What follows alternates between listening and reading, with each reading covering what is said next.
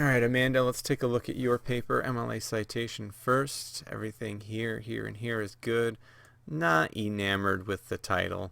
Um, I don't know, yes, it's about your paper, but it's not very creative, so I would watch that. Alright, especially since the power of fate to man, I just start off with the same word. I'm not like super impressed by the beginning part. I feel like there's way more creative things you can do rather than just getting into the concept of fate. And so this is about cruelty, but a couple people already, Amanda, have had problems with really laying out in the introduction what your paper is going to be about. So I really think that there needs to be a stronger introduction, attention getter, which leads into this sentence maybe and cruelty, and then a real strong sentence that explains what the topic of the paper really is going to be about. Because I am going to get into the idea that Macbeth has cruel actions that he's supposed to use to gain or keep his power, but you need to succinctly say that in here in the introduction, so watch out for that. When you say the play the first time, you got to mention the author. You can't just wait to down here to say William Shakespeare's Macbeth. This can be seen in William Shakespeare's Macbeth through the main character's power struggle with his wife, the supposed threat of his friend's heirs, okay, so on and so forth. So, because this is getting into your main points, which again, a strong sentence in here that talks about what the paper is going to be about, and then you can get into this. I know I probably approved this thesis, but I still think you can. I think it's the word seek. I think it's a little bit deeper than just seeking what Macbeth is doing in here. And I think maybe that's the word that's kind of tripping me up, because I think it can be stronger. And when we get into your first body paragraph, I'll take a look at what you have and go through it. But here's the other thing I want you to look at, Amanda. As a member of AP Literature, this paragraph is too short. I really want you to work on elongating some of these paragraphs and really trying to make them stronger and longer, and we already talked about ways to do that, so work on that for the future as well. Alright, in your first body paragraph here, I would love for you to have a stronger topic sentence. One example of this is seen in this, okay, but why is this important that we talk about this concept between Macbeth and Lady Macbeth, this power struggle that they have? So really have a strong topic sentence. You have good embedded quotes here. I think the embedded quotes work well. And actually, as you get here, this is the start of your analysis, your mean part. And I would actually say, Amanda, I haven't read every paper yet, but this is one of the better means that I've read as far as analyzing it. You're taking what he's saying, what has been said already, and elongating your argument. He no longer needs her persuasion or her insults to push him towards his goal. She is no longer necessary to him to achieve his fate.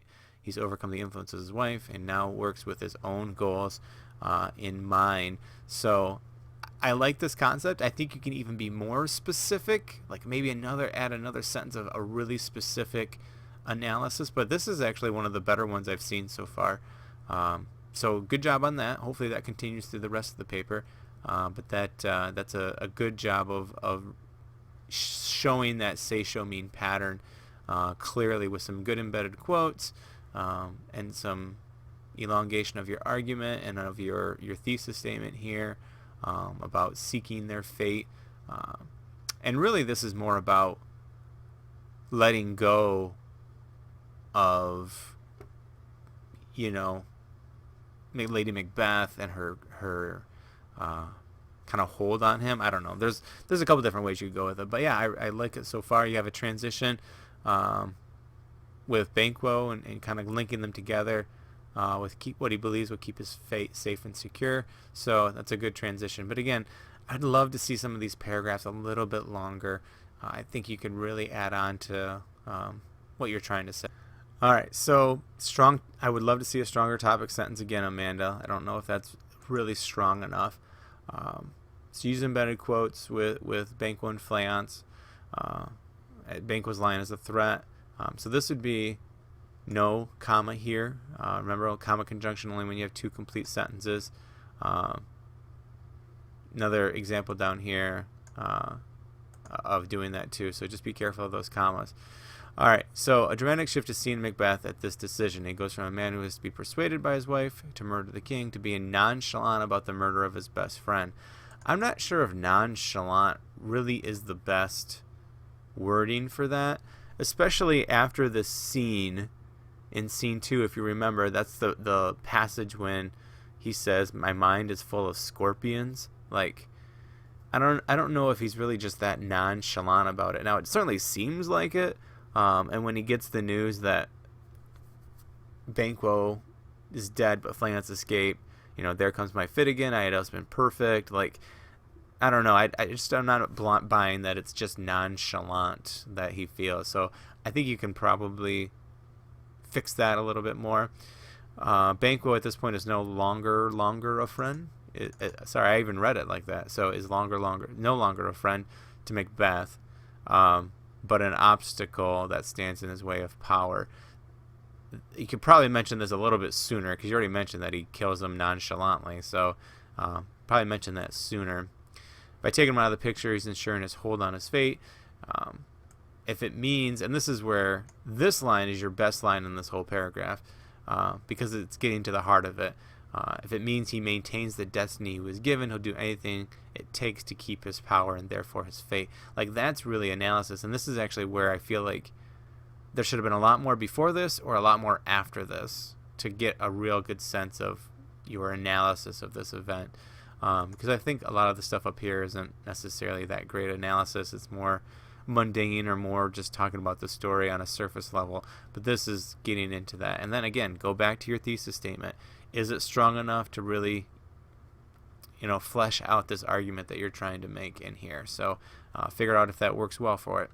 All right, if this is truly chronological and you're talking about the witch's second set of prophecies, because you're moving on to Act 4 with your embedded quotes here, which, be careful with embedded quotes. There's a lot of words you had to change in here. How much of the meaning of that quote are you losing when you have to change so many words?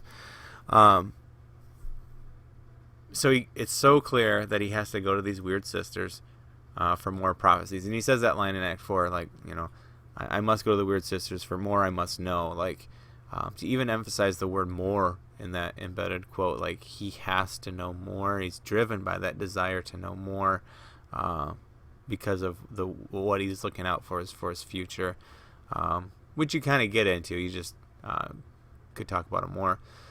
Nothing's more important than being safe in the knowledge that the power he has clung to is secure and will not leave him, comma, now or in the future. So be careful of that punctuation mistake there. Because of this, he has overconfidence in his hold on the power he has based on the prophecies of the witches. But you don't even talk about the second set of prophecies, because the second set of prophecies are even greater for him, even make him more secure. The first one's kind of just set up that he's going to be great. The second one's set up that he'll be king forever and live forever. And that's where I think a lot of your analysis needs to come from, is those second set of prophecies that he gets from those witches and how much more he clings to that concept of power. And even at the end, when he talks about, who cares if everyone leaves me? I'm going to be, my castle's never going to, crumble. Who cares if I'm supposed to be aware of Macduff? He was born of woman. Like, those are the things that he clings to because he believes in his fate. And that's where I think you need to go with this paragraph. It's supposed to be about the witches, and I understand that, but I think the byproduct of the witches' prophecies is what you need to talk more about.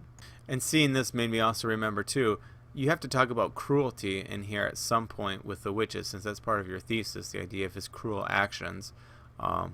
What cruel actions does he take because of the witches? So keep going back to that thesis statement. I think I said that in the second body paragraph too. Just keep going back to that thesis statement there. All right, so you start with your restatement of your thesis, which is good. You go through your main points, which is fine. This sentence right here, is a little convoluted. This is the wrong use of a semicolon.